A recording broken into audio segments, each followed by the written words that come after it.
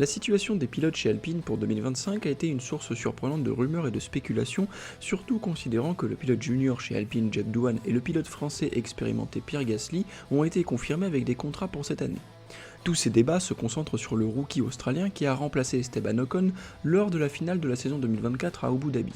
Alpine vient de faire une signature massive qui laisse tout le monde se demander ce que l'équipe prévoit pour ses pilotes cette année, et aujourd'hui je vais en parler.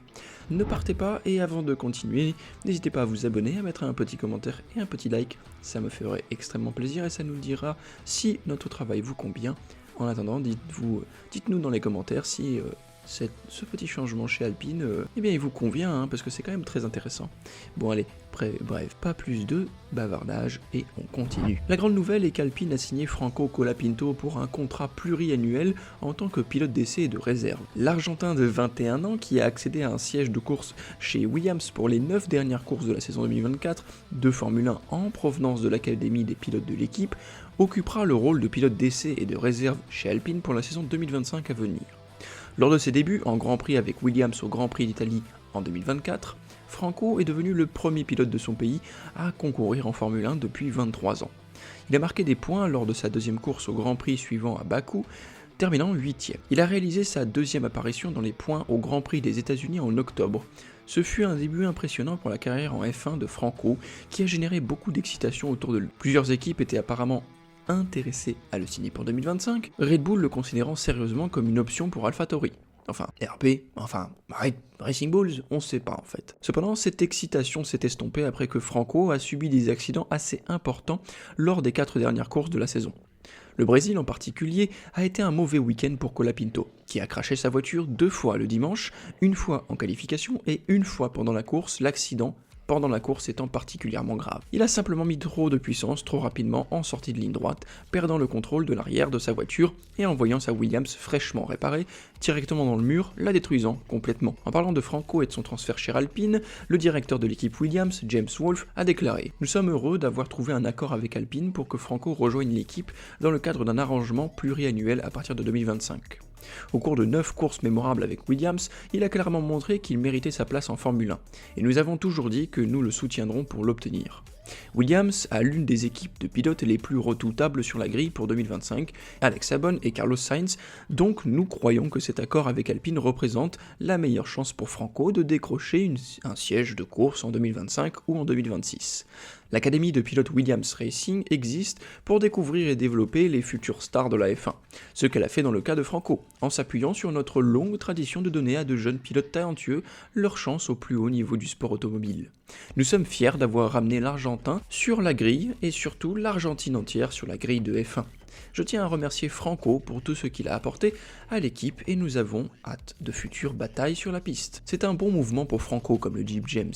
Williams aurait pu faire des tests approfondis avec lui, mais ses chances d'obtenir un départ en course en 2025 ou en 2026 auraient dépendu de Carlos Sainz ou Alex Albon tombant malade ou étant blessé. Les deux pilotes sont sous contrat jusqu'à au moins la fin de 2026, Sainz ayant la possibilité de prolonger. C'est une équipe solide, bien qu'il y aura des questions sur la façon Albon gérera d'avoir un coéquipier compétitif, mais il est probable que Franco ait déjà eu une chance de remplacer l'un des deux pilotes sur une base à long terme. Chez Alpine, cependant, la situation contractuelle est moins longue. Jack Doohan n'a qu'un contrat d'1 an avec l'équipe au maximum, ce qui donne à Franco une chance d'obtenir un siège pour 2026 si Alpine décide que Jack n'est pas la meilleure option. Franco n'est pas la seule signature qu'Alpine a fait cette semaine.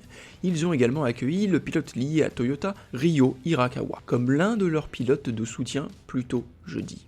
Il avait déjà signé le pilote de F2 en pleine ascension, Paul Aaron, après sa libération de Mercedes.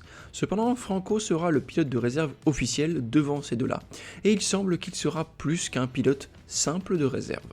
En effet, il est effectivement une troisième option pour Flavio Briatore sur le nouveau coéquipier de Pierre Gasly, Jack Doohan devrait rencontrer des difficultés. Avant de commencer à parler de Jack et ce qui pourrait se passer chez Alpine, si vous appréciez nos vidéos et souhaitez suivre un petit peu toutes les nouvelles en vue de la saison 2025, n'hésitez pas à vous abonner et à liker. Alpine est catégorique sur le fait que Doohan est leur homme pour 2025 aux côtés de Gasly, mais Colapinto n'aura pas rejoint l'équipe s'il n'avait pas vu une opportunité de le détrôner si l'Australien devrait rencontrer des difficultés lors des premières courses.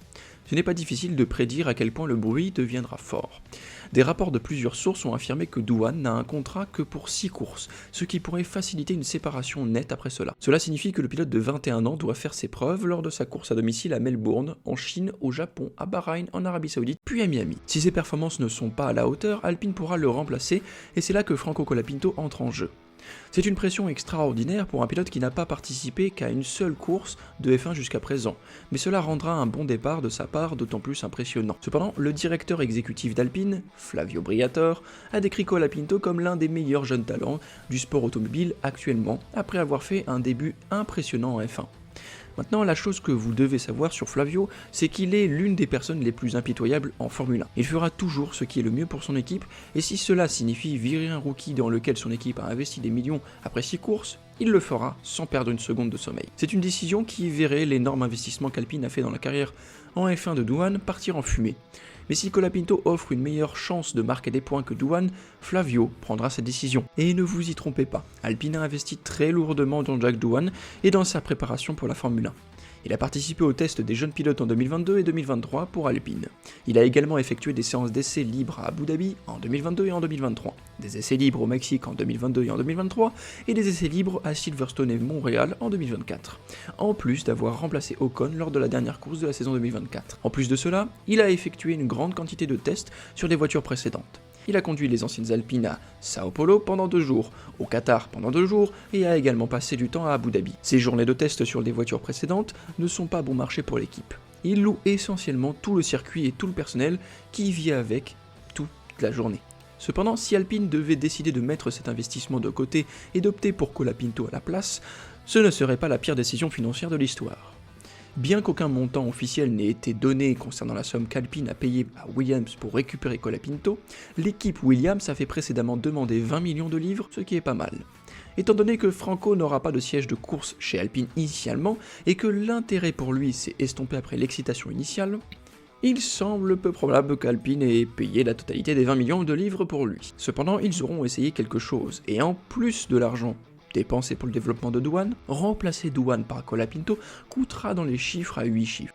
Mais comme je l'ai dit, malgré ce prix incroyable, ce n'est toujours pas la pire décision financière de l'histoire pour Alpine à prendre. Comme le dit Liam Lawson, Colapinto a un énorme public en Argentine, admettant que sa propre base de fans en Nouvelle-Zélande représente environ 5% de celle de Franco. Sa popularité lui a valu le soutien de sponsors privés, donc s'il devait courir pour Alpine à un moment donné cette saison, ses sponsors se retrouveraient sans aucun doute sur la voiture Alpine, remportant beaucoup d'argent à l'équipe.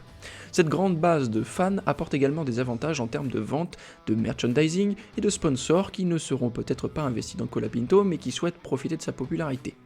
Tout le débat sur la place de Sergio Pérez chez Red Bull concernait sa valeur financière pour l'équipe en raison de son public mexicain, et Colapinto apporte le même avantage. Briatore n'a pas fait grand chose pour démentir les suggestions selon lesquelles Douane pourrait être remplacé par Colapinto. Dans une interview avec la Param, il a déclaré « La seule chose dont nous pouvons être sûrs, c'est la mort ». Lorsqu'on lui a demandé si le siège de Douane était sûr au début de 2025, il a répondu « Nous commencerons l'année avec Pierre et Jack, je peux vous garantir cela. Après, nous verrons comment la saison progresse. Je dois mettre l'équipe dans les bonnes conditions pour obtenir des résultats. Et le pilote est celui qui doit conclure le travail de près de 1000 personnes derrière lui. Tout le monde travaille pour seulement 2 personnes.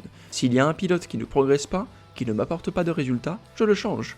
On ne peut pas être émotif en Formule 1. C'est une position difficile pour Jack. Il est clairement évident quelle est la position de l'équipe. Soit il performe, soit il est viré. C'est une réalité brutale, mais c'est une réalité à laquelle il doit se faire à l'idée, car Alpine ne lui accordera aucun répit. Que pensez-vous de la signature d'Alpine? Sont-ils en train de préparer Douane à échouer? Faites-moi part de vos réflexions dans les commentaires ci-dessous, et jusqu'à la prochaine fois, n'hésitez pas à vous abonner, à mettre un petit like, et on se retrouve mercredi prochain à 19 h pour une nouvelle vidéo. Allez, ciao ciao.